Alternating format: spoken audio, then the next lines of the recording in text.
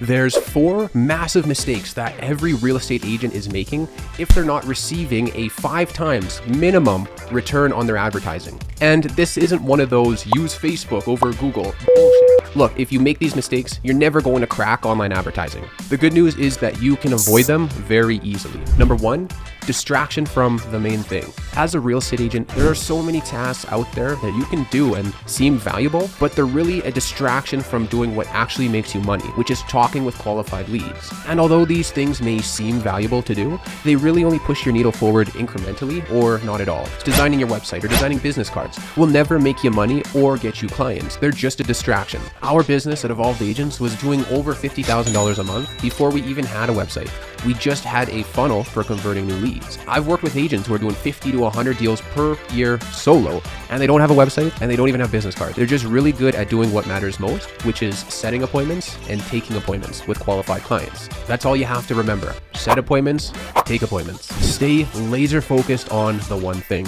And this is exactly what Gary Keller talks about in his book called The One Thing. Check out this diagram here in the book. Let's say you have 10 units of energy and you spend those 10 units on 10 different activities. Each one of those activities will only get 1 unit of energy input. Now, if on the other hand, you spend those 10 units of energy on just one activity, then that activity will get 10 units of energy. And if that activity is the most important task for making money, then you've maxed out your chances of making money. Number 2, violating the 10X rule. And this is one of the biggest ones. We had an agent who spent $500 on online advertising. They didn't get any clients, no sales, nothing. They complained that advertising doesn't work and they wanted to quit. And I convinced them to spend another $500. Still nothing, no clients, no sales. I had to convince them to do that 2 more times. So now they're in for a total of $2,000 on ads. And finally, that agent met a cash buyer and closed that home in 30 days and then helped that buyer sell their previous home.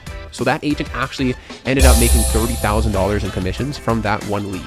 That's a 15 times return on their advertising. So the lesson from that story, it's not really just don't quit. It's raise your expectations, but also raise the amount of obstacles, time, money, energy, and resources that you think it's going to take to get there to hit your goals. So shoot high, but then also be prepared to take abnormal amounts of action to get there. Number 3, component thinking. So that's seeing every little piece in your real estate business as its own isolated thing. And the opposite of component thinking is systems thinking. So that's seeing the big picture and understanding how each part of your business interacts. Systems thinking is, from what I understand, how billionaires think. So that's how they view the world and their businesses. This is a system.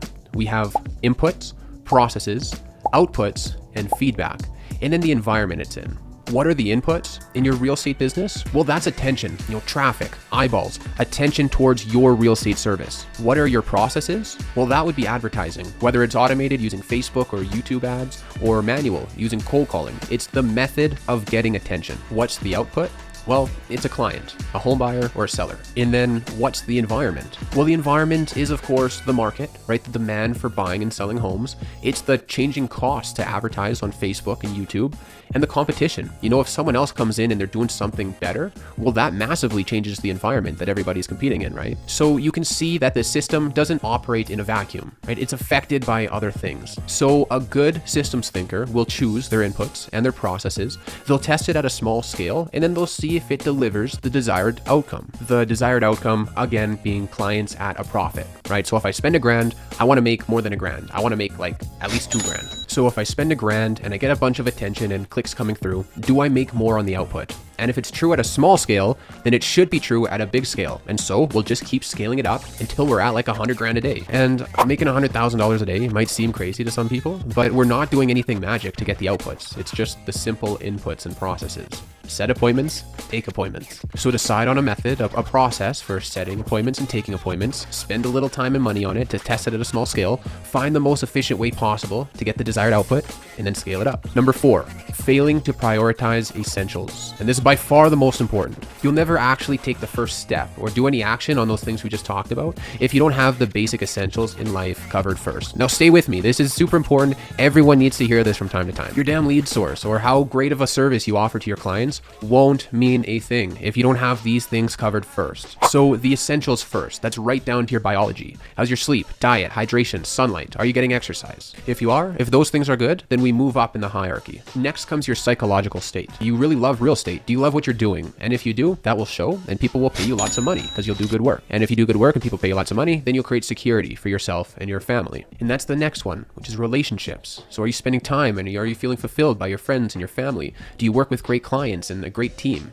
Once relationships are taken care of, then we move on to purpose. So that's your vision, your values, and your goals. And then lastly, on the outer ring, we have your virtues. So are you honest? Are you trustworthy? How's your communication? Are you committed to your work? Because again, your damn lead source won't make a difference if you're not committed to your work and if you're not a trustworthy person. And it won't matter if you're committed and you're trustworthy if you're not eating, you're starving, and you're not exercising. So you can see how everything's connected. And again, it's a way of systems thinking. We want to find the things that need attention, fix those first, and then we can move on and find the perfect balance between everything. Your personal life and your business life are really two sides of the same coin. So if your personal life is off balance, then your business will almost always be as well. So I'll put this mindset diagram in the link below this video. Take a look. And before you even start your real estate business or before you start running ads, start in the middle of this circle, look for the things that need attention, check those off the list, and then move towards the outer rings of the circle. Identify the areas in life where you're weak, fix them one by one to achieve an overall balance and harmony. After that, it won't matter which lead source you choose. If you focus on the one thing, which is setting appointments and taking appointments, you apply the 10X rule, and you use systems thinking, then it won't matter which lead source you use, whether it's Facebook ads or YouTube ads, or even if it's cold calling, you will get a massive return on your time and on your money.